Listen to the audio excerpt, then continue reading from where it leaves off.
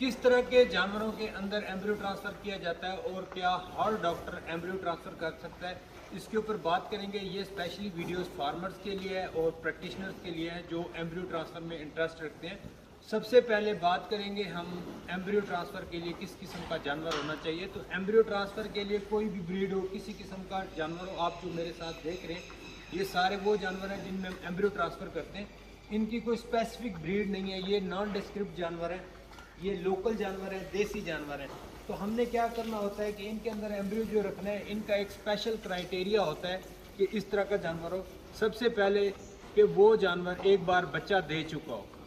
एक बार बच्चा दे चुका हो उसका मतलब ये होता है कि जानवर जो है हमें पता है वो साइकिलिक है और इजीली बच्चा दे सकता है, उसमें कोई एनिस्ट्रस का इशू नहीं है, जानवर साइकिलिक है, बच्चे देता रहता है। दूसरी बात यह है उसकी हेल्थ सबसे इम्पोर्टेंट, जानवर हेल्दी होना चाहिए, बड़े कद काट का हो, अच्छा उसका पेल्विक रिम हो, ताकि हमें जिस ब्रीड का भी बच्चा चाहिए आगे इस छोटे जानवर से अगर हमको बीफ ब्रीड का बच्चा निकालना चाहते हैं जैसे गुजारा है, ब्राह्मण है, नेलोर है, तो वो इजीली काब कर सके।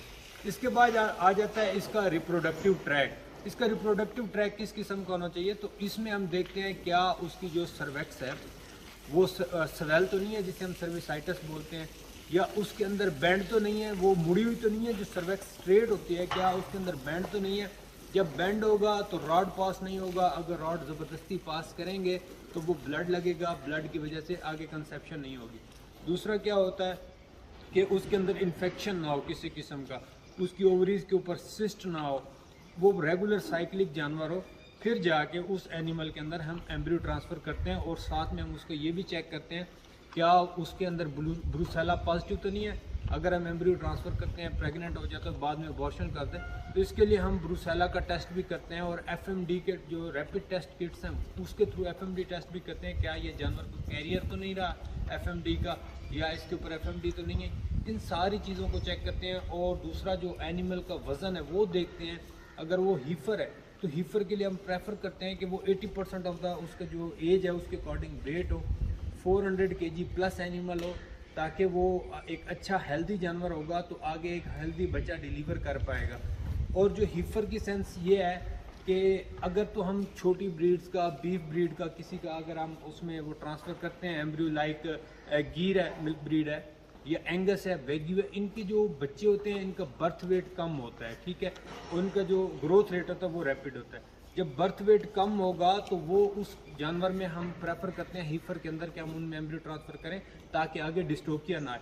सिलेक्शन का क्राइटेरिया यही होता है अच्छे पेल्विक रिंग का कि जब जानवर आपके पास बच्चा दे उसमें डिस्टोपिया ना आए, ताकि इजीली आपका जानवर काव कर सके और उसमें कोई किसी किस्म का प्रॉब्लम ना आए। दूसरी बात, क्या हर डॉक्टर एम्ब्रियो ट्रांसफ़र कर सकता है? बिल्कुल, हर डॉक्टर एम्ब्रियो ट्रांसफ़र कर सकता है, लेकिन उससे पहले कुछ चीज़ें ज़रूरी होती हैं कि उसको एक अल्ट्रासाउंड के ऊपर ग्रिप होनी चाहिए कि वो प्रॉपर एनिमल की जो रिप्रोडक्टिव ट्रैक है उसको स्कैन कर ले, और वो जो ET गन है उसका उसके बारे में पता होना चाहिए, क्योंकि ET गन और AI गन में डिफरेंस होता है। आपने देखा होगा जो ET गन होती है वो लंबाई में भी ज़्यादा होती है और वो सॉफ्ट होती है, तो उसमें जो बेंड ईजिली हो जाती है।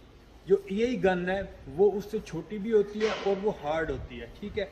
मैं आपको नेक्स्ट वीडियो में दोनों गन्स भी शो करवाऊंगा और पूरा प्रोसीजर शो करवाऊंगा। अभी मैं आपको एक रफली एक आइडिया दे रहा हूँ कि किस तरह का होना चाहिए। दूसरी ये होता है कि अल्ट्रासाउंड के ऊपर उसकी ग्रिप हो, वो प्रॉपर उसका रिप्रोडक्टिव ट्रैक चेक करे, उसका CL चेक करे, और उसके ऊपर कितना mm का CL है, A ग्रेड है, B ग्रेड है या C ग्रेड है। A ग्रेड का CL वो होगा जो मोर देन 20 mm का होगा, और जो 17 mm से ज़्यादा होगा और 20 की रेंज में इसको हम ग्रेड 2 कहेंगे या B ग्रेड का कहेंगे, और 15 से 17 के दरमियान होगा इसको ग्रेड C का नाम देंगे। तो प्रेफरली हम जो है ग्रेडिंग करते हैं उसकी CL ताकि आगे कंसेप्शन ज़्यादा है।